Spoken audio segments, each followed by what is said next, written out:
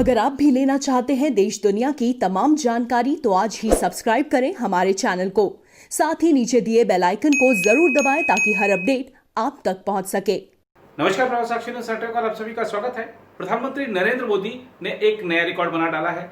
देश में सबसे लंबी अवधि तक सेवा देने वाले गैर कांग्रेसी प्रधानमंत्री बन गए हैं नरेंद्र मोदी।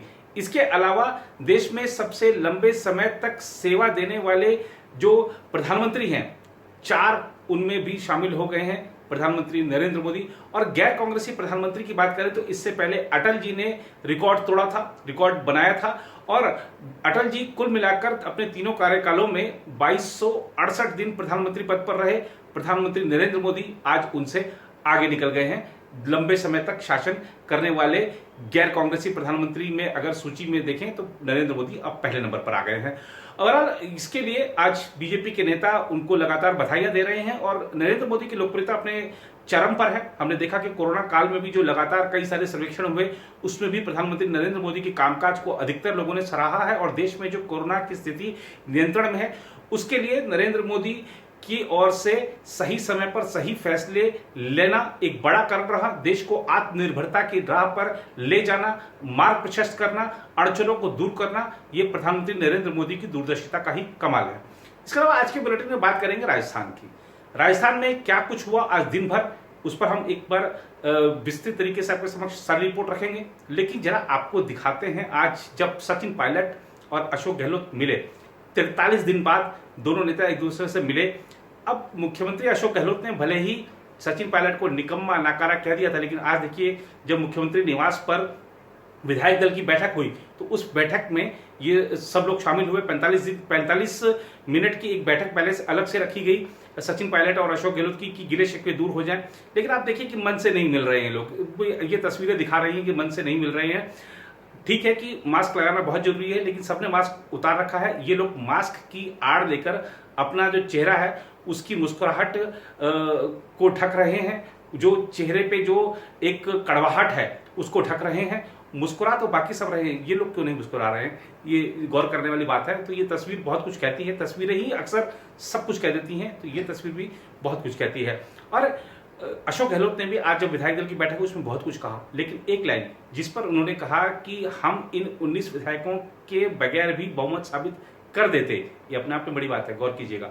उन्होंने कहा कि हम इन 19 विधायकों के बगैर भी बहुमत साबित कर देते, लेकिन अपनों का साथ एक अलग बात होती है। तो बाद में उन्होंने बातचीत को संभाल लिया, लेकिन मन की बात जुआ पर आ गई।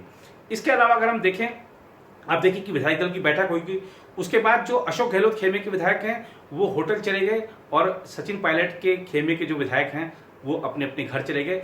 तो राजस्थान की राजधानी जयपुर में कांग्रेस के सभी विधायक 2 गुटों में अभी भी नजर आ रहे हैं। यही एक बड़ा कारण है कि बीजेपी ने कहा है कि हम अविश्वास प्रस्ताव लाएंगे। बीजेपी को यकीन है कि राजस्थान की सरकार गिर जाएगी, क्योंकि उसमें अंतर विरोध इतने ज्यादा हैं कि दिल्ली में बैठा आलाकमान भले ही कितने प्रयास कर रहे हैं, लेकिन वो अंतर विरोध समाप्त होने का नाम नहीं ले रहे हैं। क्या है पूरा विस्तृत मामला आपके समक्ष हम लेकर आएंगे और बताएंगे कि चीन के समक्ष क्यों आ गई है भूखे मरने की नौबत। फिलहाल सबसे पहले बात करते हैं राजस्थान की। राजस्थान में लगभग 1 महीने से जारी सियासी खींचतान के बाद विधानसभा का सत्र शुक्रवार से शुरू होगा। अशोक गहलोत की अगुवाई वाली कांग्रेस सरकार ने सत्र के दौरान विश्वास प्रस्ताव लाने और मुख्य विपक्षी दल भाजपा ने अविश्वास प्रस्ताव लाए जाने की घोषणा की है, जिससे विधानसभा का यह सत्र काफ़ी हंगामेदार रहने की संभावना है। विधानसभा सत्र शुरू होने से ठीक एक दिन पहले गुरुवार को सत्तारूढ़ कांग्रेस व उसके सहयोगी दलों के विधायकों की बैठक हुई, तो भाजपा व उसके घटक दल ने भी बैठक की। कांग्रेस ने अपने 2 विधायकों विश्वेंद्र सिंह तथा भंवरलाल शर्मा का निलंबन रद्द कर दिया। लेकिन दिन की सबसे महत्वपूर्ण घटना पूर्व उप मुख्यमंत्री सचिन पायलट की मुख्यमंत्री अशोक गहलोत से मुलाकात रही। लगभग 1 महीने की सियासी खींचतान का एक तरह से पटाक्षेप करते हुए दोनों नेता मुख्यमंत्री निवास में मिले। इसके बाद कांग्रेस विधायक दल की बैठक हुई, जिसमें सचिन पायलट और 18 अन्य विधायक भी शामिल हुए। बैठक में मुख्यमंत्री गहलोत ने विधानसभा में विश्वास प्रस्ताव लाने की घोषणा की।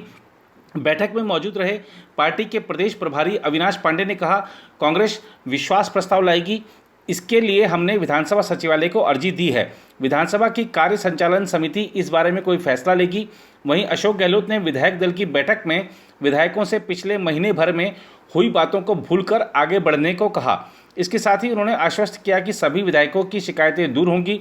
बैठक के बाद कांग्रेस महासचिव केसी वेणुगोपाल ने कहा कि पार्टी एकजुट है और विधानसभा में एकजुटता से मुकाबला करेगी। उन्होंने कहा, सब कुछ ठीक रहा, अब कांग्रेस पार्टी एकजुट है, हम भाजपा की तुच्छ राजनीति का एकजुटता से मुकाबला करेंगे। कांग्रेस खेमे के विधायक अभी होटल में ही रुकेंगे और वहीं से विधानसभा पहुंचेंगे।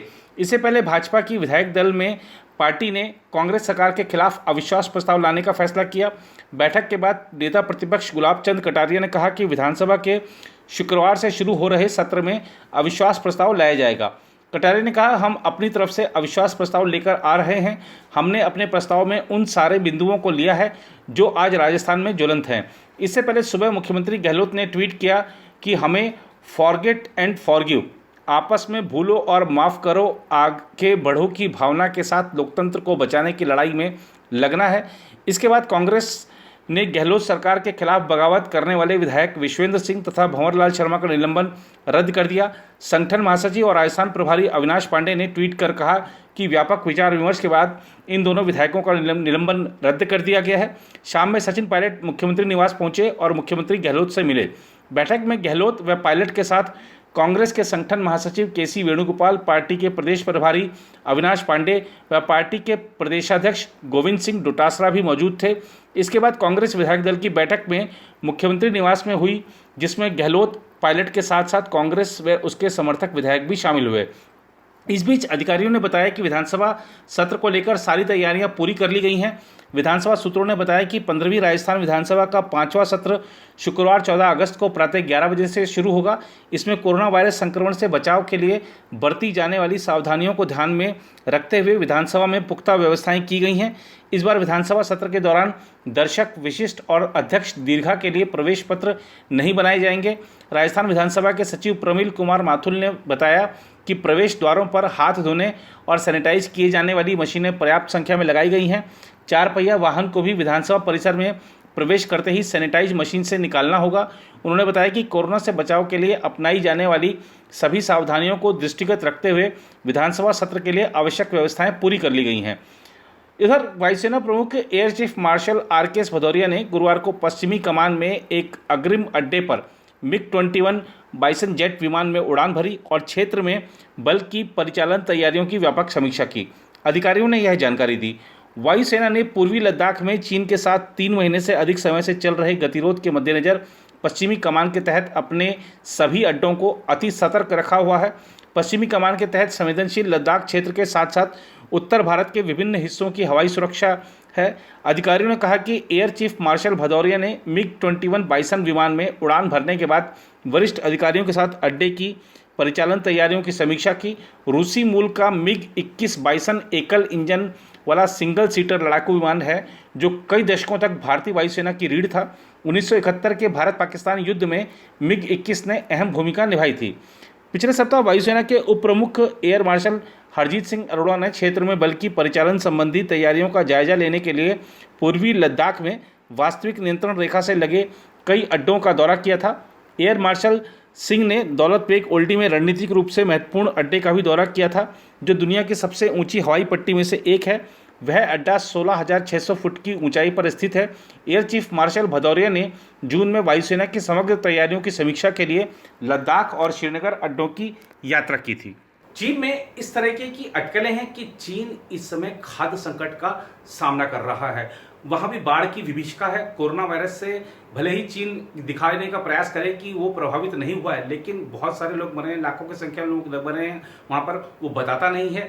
वहां भी बुरी हालत है और चीनी कंपनियों को जिस तरीके से भारत की ओर से झटका देने के बाद विश्व स्तर पर झटके मिल रहे हैं, उससे भी चीन की अर्थव्यवस्था खराब हो रही है। खाद्य संकट हो गया है। अब चीन के राष्ट्रपति ने, चीन की सरकार ने क्लीन योर प्लेट अभियान शुरू किया है। भोजन की बर्बादी रोकने का एक अभियान शुरू किया गया है। लक्ष्य यह है कि आपकी प्लेट में जितना खाना है आप खा लीजिए, उसको बर्बाद मत करिए, क्योंकि खाद्य संकट सामने है, भूखे मरने की नौबत सामने है। तो चीन जैसा किया है वैसा भरोगे, शुरुआत हो चुकी है।